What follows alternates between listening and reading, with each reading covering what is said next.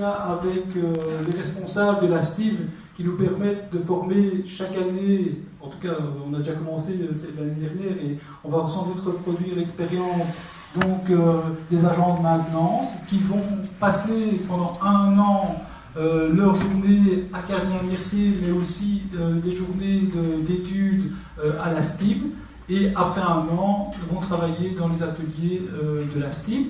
On fait la même chose avec NG Cofeli, où un certain nombre de demandeurs d'emploi commencent une formation d'1 an pour trouver du travail en agent de maintenance.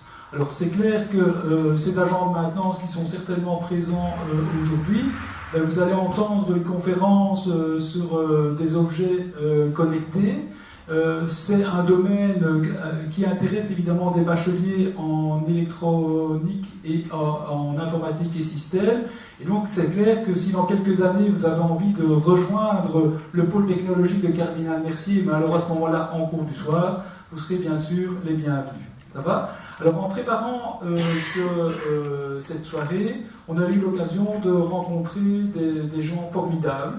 Parce qu'on s'est dit, pourquoi pas s'intéresser à l'Internet des objets connectés. C'est un sujet qui à la fois devrait intéresser un certain nombre d'anciens bacheliers en électronique, mais aussi des bacheliers en informatique et système. Et on a commencé à prendre notre bâton de pèlerin et on a pris contact avec un certain nombre de personnes spécialisées dans le domaine. Alors, le premier qui va prendre la parole et qui est un expert dans le domaine des objets connectés, c'est David Boll, que je remercie d'avoir accepté de venir un peu ouvrir le débat, de nous expliquer ce que c'est l'Internet des objets connectés, où est-ce qu'on en est au niveau de la recherche aujourd'hui. Ensuite, on aura l'occasion de pouvoir avoir les réactions à chaud de 3 personnes. Monsieur Fonsny, qui manifestement est dans les bouchons entre Louvain-la-Neuve et ici Woluwe, qui va arriver, qui est spécialisé dans tout ce qui est application Smart City. Nous avons la chance aussi d'accueillir Monsieur Grondet, qui est CEO de Productize, et donc il nous expliquera ce qu'il fait et comment il exploite éventuellement les smart sensors.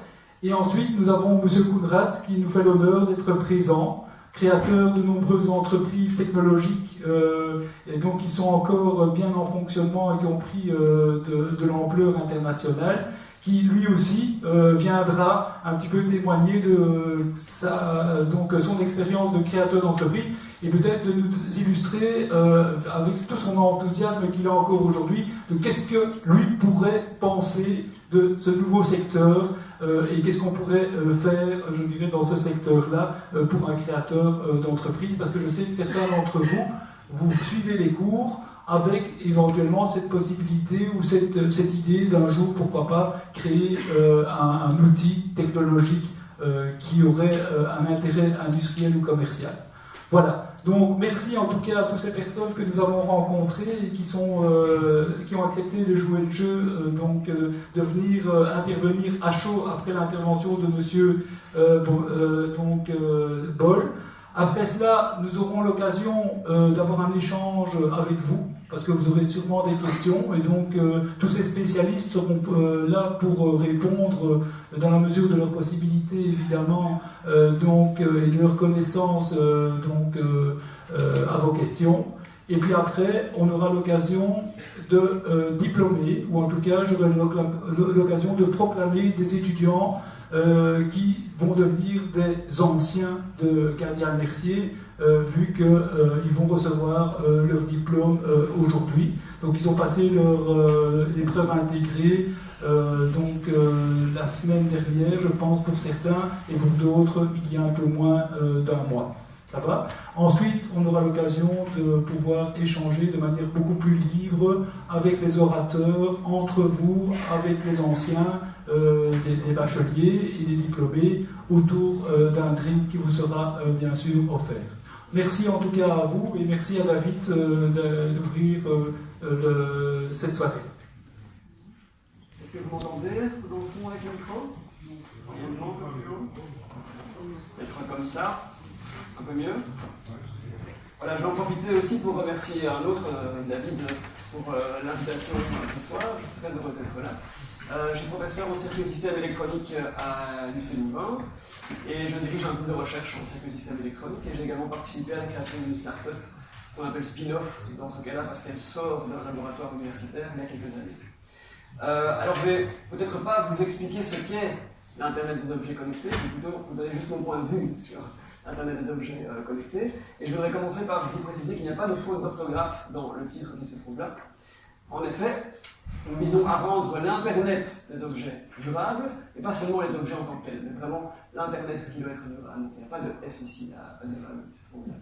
Alors l'Internet des objets, il a une myriade d'applications, comme vous pouvez bien sûr l'imaginer, des applications qui soient industrielles, au niveau plutôt consommateur, au niveau de la gestion des bâtiments, des applications plutôt de type environnemental, disaster management ici, des applications de type infrastructure, typiquement dans les transports en commun ou transport plutôt privé de type voiture connectée, des applications au niveau automobile et logistique, ça va aussi avec les infrastructures, des applications au niveau finalement de la production de nourriture et donc de l'agriculture.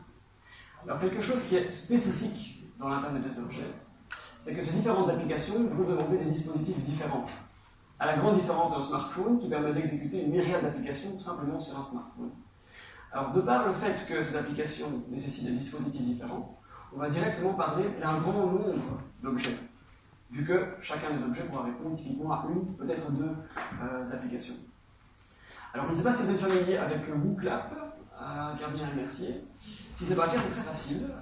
C'est donc un site qui nous permet de faire du polling et donc des quiz en ligne. Et je voudrais avoir une première question pour simplement être sûr qu'on parle bien de la même chose. Nous allons parler d'un trion d'objets connectés. Alors que veut dire un trion? Lorsqu'on le traduit en français, trion est un mot anglais. Alors je vous invite à vous connecter sur wooclap.com/itscm avec votre smartphone. Et puis de voter.